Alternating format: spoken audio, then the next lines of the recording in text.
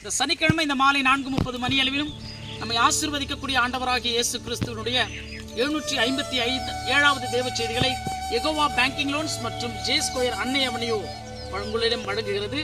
கர்த்தராகிய இயேசு கிறிஸ்துவின் நாமத்தினாலே. அவர் இருக்கிறார் என்ற ஒரு சத்தியம். இந்த உலகத்தில் ஒவ்வொரு மனிதனுடைய வாழ்க்கையிலும் யாராவது அவங்க பின்னாடி இருப்பாங்க. அவருக்கு பின்னாடி அவர் இருக்கிறாருப்பா. அந்த ஒரு தைரியத்தில் தான் மனிதன் ஒவ்வொருவரும் இந்த உலகத்துல ஒரு தைரியசாலியாய் அநேக இடங்களில் எல்லாவற்றிலும் தப்பித்துக் கொள்கிறதற்கு, அதிகாரத்தில் உள்ளதற்கு அவங்க பின்னாடி அவங்க ஆள் இருக்கிறாங்கப்பான்ற ஒரு தைரியத்திலே வாழ்க்கை ஓடிக்கொண்டிருக்கிறது. ஆனால் ஆண்டவராகிய இயேசு கிறிஸ்து இந்த பூமியிலே நான் இருக்கிறேன் என்ற ஒரு வித்தியாசமான வார்த்தை சொல்லுகிறார்.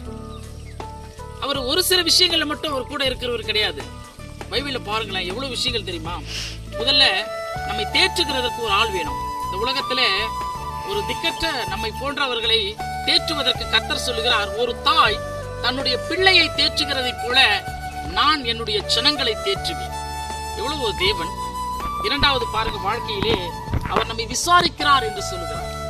உலகத்துல இன்றைக்கு மனிதன் விசாரிக்க கூட நேரம் இல்லாமல் வாழ்க்கை வேகமாக ஓடிக்கொண்டிருக்கிறது. ஆனால் கர்த்தராகிய தேவன் சொல்லுகிறார், நான் உங்களை விசாரிக்கிறவரானபடியினால் உங்களுடைய கவலைகளை எல்லாம் என் மீது வைத்து விடுங்கள், நான் பார்த்துக் கொள்கிறேன் என்று சொல்றார். அப்படிப்பட்ட ஆண்டவராகிய இயேசு கிறிஸ்து இந்த பூமியிலே கர்த்தராகிய தேவன் பரிதபிக்கிறார் என்று சொல்லுகிறது. யாருக்காவது மனிதனுக்காக மனிதன் இந்த உலகத்திலே பரிதபிக்கிறது கிடையாது.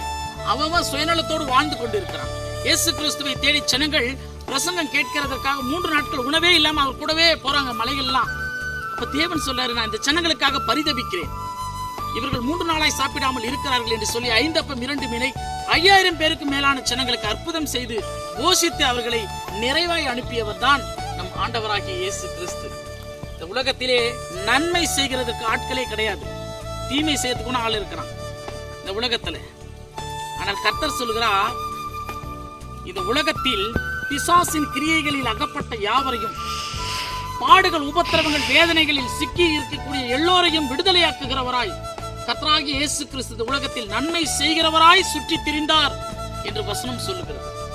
ஆகவே மனிதனுடைய வாழ்க்கையில் எதை பார்த்தாலும் இந்த பூமியிலே பரிந்து பேச யாராவது உண்டா? இவருக்காக நான் பரிந்து பேசுறேன் கிடையாது.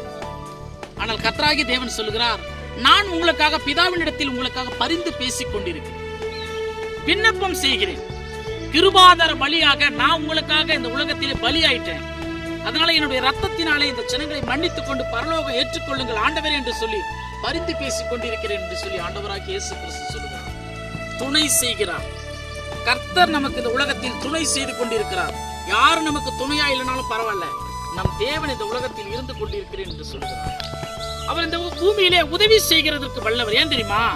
இந்த உலகத்தில் அவர் மனிதனாக வந்து மனிதனுடைய பாடுகள், சோதனைகள், எவ்வளவு உபத்திரவங்கள் என்பதை அவர் இந்த உலகத்தில் அனுபவித்தார். அதனால அவர் பாடுபடுகிற நமக்கு உதவி செய்ய வல்லவர் என்று வசனம் சொல்கிறார். அதனால இந்த உலகத்துல எந்த பேராமீட்டர்ல பார்த்தாலும் கர்த்தர் ஒருவர் தான் என் பலனாக இருக்கிறார் என்பதை அப்போஸ்தலன் பவுல் சொன்னார். மனுஷன் எனக்கு என்ன செய்ய முடியும்? கர்த்தரின் பட்சத்தில் இருக்கும் பொழுது. ஆகவே தேற்றுகிறதற்கு, உதவி செய்கிறதுக்கு, விசாரிக்கிறதுக்கு, பரிந்து பேசுகிறதற்கு, இந்த உலகத்தில் நன்மை செய்கிறதுக்கு எல்லாவற்றிற்கும் இயேசு கிறிஸ்து நம்மோடு கூட இருந்து கொண்டிருக்கிறார். அதனால நம்ம ஒருபோதும் கவலைப்பட வேண்டாம். கர்த்தர் நம்மோடு கூட இருக்கிறார். அவர் இருக்கிறார் என்ற தைரியத்திலே நம்ம வாழ்ந்தா போதும். கர்த்தர் நம்மை ஆசீர்வதிப்பார். அடுத்த தேவ செய்திகளோடு நான் உங்கள் மெய்யான இயேசு சபையின் சகரியா சதீஷ்.